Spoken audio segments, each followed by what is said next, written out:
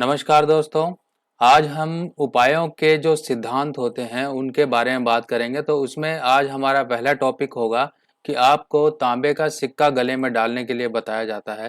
तो ये किस कंडीशन में बताया जाता है इसके बारे में आज हम समझेंगे, क्योंकि हम उपाय तो करने के लिए तैयार हो जाते हैं, सबसे पहले उनके सिद्धांतों को भी समझना होता है कि कहीं वो जो हम उपाय कर रहे हैं वो गलत तो नहीं कर रहे हैं, या फिर उसके उपाय करने के पीछे सिद्धांत क्या होता है। कोई उपाय जो लाल किताब में लिखा हुआ है उनके पीछे बहुत बड़े सिद्धांत काम कर रहे होते हैं, क्योंकि कोई भी उपाय जो आपको सजेस्ट किया जाता है वो अकेले एक ग्रह के लिए नहीं होता है, उसको जो है और ग्रहों के साथ जो है सपोर्ट देके किसी एक ग्रह को सही करने के लिए उपाय दिया जाता है। तो आप लोगों ने देखा होगा कई लोग गले में जो है तांबे का पैसा पहनते हैं। ये मैंने इमेज भी लगा रखी है यहाँ पे तांबे का पैसा की, कि तांबे का पैसा जो होता है, छेद वाला पैसा जो होता है वो गले में डालने के लिए बोला जाता है। पर कई लोगों को ये कंफ्यूजन होती है कि वो तांबे का पैसा हम लाल धागे में पहने या चेन में पहने या फिर किसी और रंग के धागे में पहने। यहाँ पर जो है मैं आपको पूरा कंफ्यूजन आपका क्लियर करने वाला हूँ कि किस तरीके से हमने जो है छेद वाले पैसे का एक सही उपाय करना है, क्योंकि सही उपाय ही सही रिजल्ट देता है। और हमने ये उपाय करना किसके लिए है? तो हाँ, आप सही समझ रहे हैं कि ये बुध के लिए उपाय होता है। पर बुध के लिए उपाय ये कब होता है, किस कंडीशन में किया जाता है, ये हम समझते हैं। तो सबसे पहले हम समझ लेते हैं कि बुध के जो यहाँ पर हमने जो घरों में दिखा रखा है कि यहाँ पर जो है कि बुध यहाँ पर 5वें घर में है, देखिए। इसके बाद बुध यहाँ पर जो है 11वें घर में है। बुध एक्चुअली में है क्या? बुध है हमारी बुद्धि, हमारी सोच, हमारी जुबान।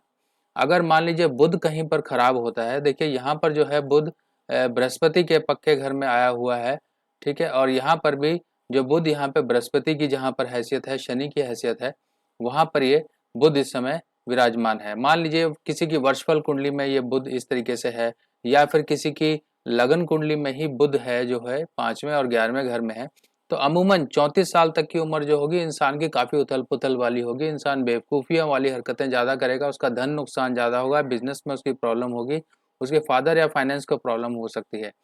इसके अलावा जो बुध है, जो मंदा माना जाता है, 3, 8, 9, 12 में माना जाता है। इनकी अलग रेमेडीज़ होती हैं, पर यहाँ पर जो रेमेडीज़ हम डिस्कस करेंगे वो बुध 5 और बुध 11 नंबर वाले की रेमेडी को डिस्कस करने वाले हैं। देखिए बुध जो है अगर मान लीजिए 5वें घर में आता है, तो यहाँ पर आपकी बेवकूफ़ियों के ज़रिए, यानी कि बुध आपको गलत डिसीजंस आपके लिए करवाएगा। आप जो है बार-बार गलतियाँ करेंगे, चाहे वो करियर लाइफ़ हो, चाहे आपकी प्रोफ़ेशनल या फिर पर्सनल लाइफ़ हो, कहीं पर भी आप बहुत गलतियाँ करेंगे, इस तरह की गलतियाँ करेंगे जो आपकी अपनी लाइफ़ को तबाह करेगी और साथ ही साथ जो है फाइनेंस पे बुरे से बुरा असर डालेगी। तो यहाँ पर जो है बुध के लिए एक स्पेशल रेमेडी ये लाल किताब में बताई गई है कि हम तांबे का छेद वाला पैसा और साथ ही यहाँ पे चंद्रमा की मदद दी जाती है। जो चंद्रमा की मदद देने के लिए या फिर हम सफ़ेद सिल्क का धागा या फिर चांदी की चेन में यहाँ पर जो है हम 5वें बुध वाले के लिए उपाय करते हैं। अब यहाँ पर हम इसका सिद्धांत समझते हैं। सिद्धांत क्या है? सिद्धांत ये है, देखिए तांबे की जो धातु है वो सूर्य की कारक वस्तु है, और यहाँ पर जो छेद है जिसको हम ये गोलाई देख रहे हैं जो कि बुध का दायरा होता है पूरा गोल, यहाँ पर ये बुध का जो दायरा है, ये बुध को हमने यहाँ पे सूर्य की एक सपोर्ट यानी कि सूर्य के साथ इसको कैद किया। सूर्य इसका दोस्त है, और सूर्य के जब ये बुध के साथ और सूर्य मिलेगा तब यहाँ पर एक एक बुध यानी कि आपकी बुद्धि और आपकी सोच विचार, आपका फाइनेंस, आपकी पर्सनल और प्रोफेशनल लाइफ सारे के सारे यहाँ पर सूर्य की सहायता से यहाँ पे कंट्रोल होंगे। और इसके साथ साथ हम जब इसको चंद्रमा की सपोर्ट देते हैं, चंद्रमा की सपोर्ट यानी कि सफेद सिल्क का धागा या फिर जो है चांदी की चेन, तभी इसको गले में धारण करने के लिए बोला जाता है, और सफेद या सिल्क के धागे या चांदी की चेन में बोला जाता है। अब ये 5वें घर के उपाय के लिए बुध के जो उपाय होंगे वो इस तरीके से होंगे। अब बात करते हैं बुध नंबर 11 की। देखिए बुध नंबर 11 में कहा जाता है उल्लू का पट्टा, यानी कि वो इंसान जो होगा उल्लू का पट्टा, यानी कि उसकी बेवकूफ़ाना हरकतों के कारण वो जीवन में कई तरह की परेशानियां झेलेगा।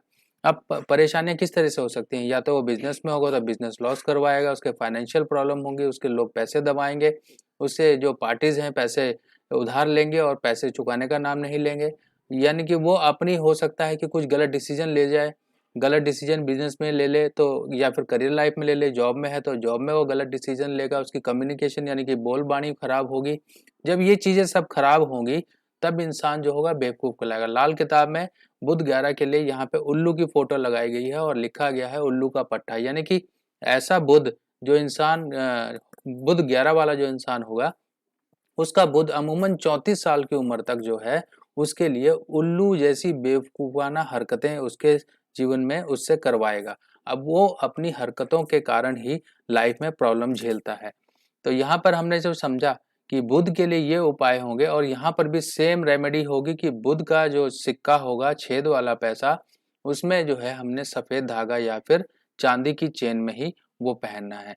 देखिए यहाँ पे जो रेमेडीज होती हैं बुध के लिए स्पेशल, यहाँ पे चंद्रमा और सूर्य की सपोर्ट दी जाती है। अगर वो छेद वाला पैसा नहीं है, अब एक और एग्जाम्पल यहाँ पे समझ लीजिए, अगर वो छेद वाला पैसा नहीं है और तांबे का पैसा है तो वो सूर्य कहलाता है। अगर मान लीजिए सूर्य 10वें खाने में है, यहाँ पर सूर्य 10वें खाने में अगर आ जाता है कि मान लीजिए सूर्य यहाँ 10वें खाने में है, ठीक है, अब 10वें खाने में है तो 43 डेज यानी कि 43 दिन जो है यहाँ पे हम बिना छेद वाला पैसा जल प्रवाह करने के लिए बोलते हैं। तो जल प्रवाह जब किया जाता है तो यहाँ पे जो सूर्य की एक पावर है 43 दिन की पावर, यानी कि जल, यानी कि फोर्थ हाउस यानी कि चौथा घर से जो है हम सपोर्ट लेना शुरू करते हैं। यहाँ पे चौथे घर से जब हम सपोर्ट लेंगे तब उसके लिए जो है सूर्य की एक पावर जो शनि के घर में बैठ के खराब हो रहा है, तब यहाँ पे चौथे घर से उसको चंद्रमा की सपोर्ट मिलके सूर्य यहाँ पर अच्छा होगा।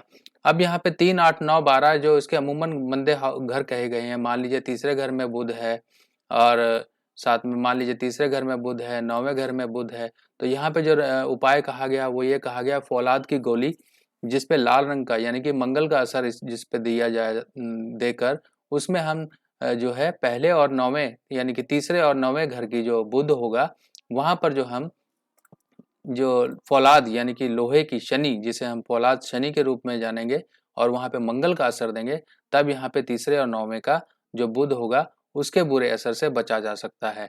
और मान लीजिए अगर बुध यहाँ पर 12वें घर में ही है, ठीक है, 12वें घर के लिए जैसा मैंने आपको बताया कि यहाँ पे फौलाद का छल्ला होता है।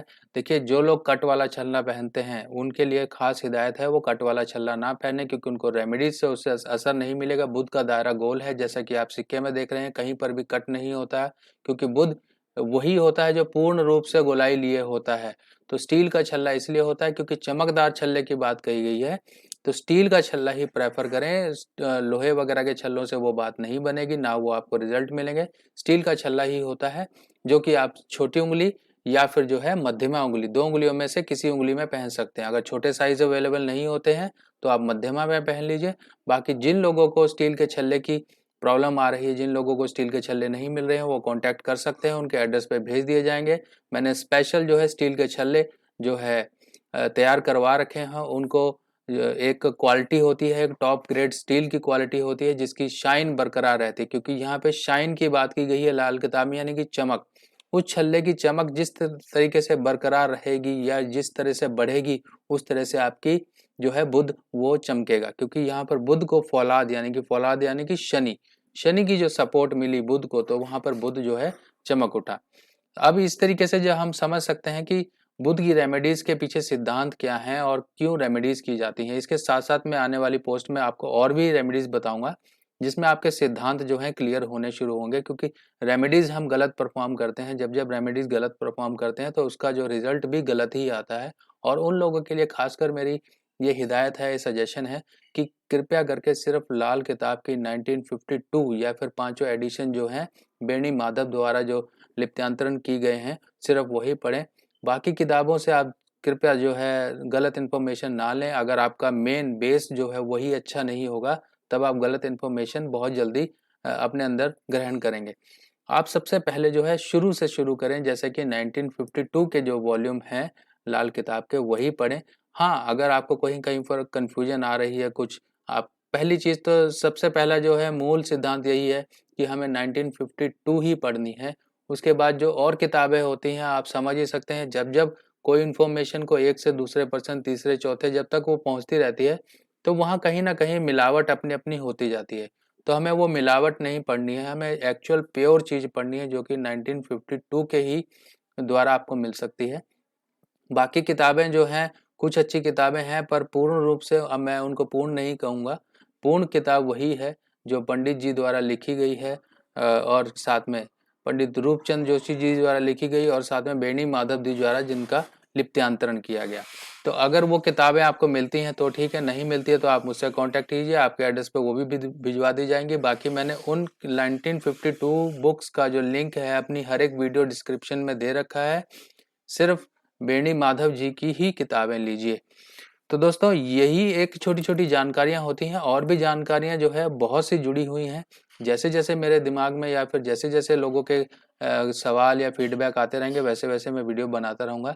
अभी कुछ वीडियोस में कुछ लोगों को कन्फ्यूजन्स हुई, जिन्होंने कहा कि हमें एक प्रैक्टिकल करके दिखाइए कि किस तरीके से हम जो है अभी जो लास्ट मैंने वीडियो बनाई जिसमें बीमारी के बारे में बताया, तो हाँ मैंने समझा कि जो है मुझे प्रैक्टिकल करके दिखाना चाहिए। मगर उनके लिए खास कर जो है एक और वीडियो में लेकर आऊँगा बीमारी के ऊपर, जिनको प्रैक्टिकल मैं कुंडली के ऊपर दिखाऊंगा कि इस तरीके से जैसे मैंने बुध का आपको दिखाया और वीडियोस भी दिखाई, उस तरीके से मैं आपको दिखाऊंगा। क्योंकि हर एक जो है स्टूडेंट या फिर हर एक सब्सक्राइबर जो है उस लेवल का नहीं है, क्योंकि हर एक लेवल के यहाँ सब्सक्राइबर जुड़े हुए हैं, जो कि कुछ हाई लेवल के हैं, कुछ मिडिल के हैं, कुछ अभी स्टार्टिंग है जो पढ़ रहे हैं। तो मुझे सबका ध्यान रख के मुझे वीडियो बनानी पड़ेगी। तो दोस्तों नेक्स्ट वीडियो में फिर दोबारा मिलेंगे, और वीडियो को सब्सक्राइब शेयर और जो है लाइक ज़रूर करिए, ताकि आप लोगों के मुझे फीडबैक और सजेशंस और जो आपके जो प्यार है मुझे मिलता रहे, मेरा भी कॉन्फिडेंस बढ़ता रहे, आपके लिए मैं ऐसे ही इन्फॉर्मेशन लेकर आता रहूँ। तब तक के लिए मुझे इजाज़त दीजिए, नेक्स्ट पोस्ट में फिर मिलेंगे। नमस्कार।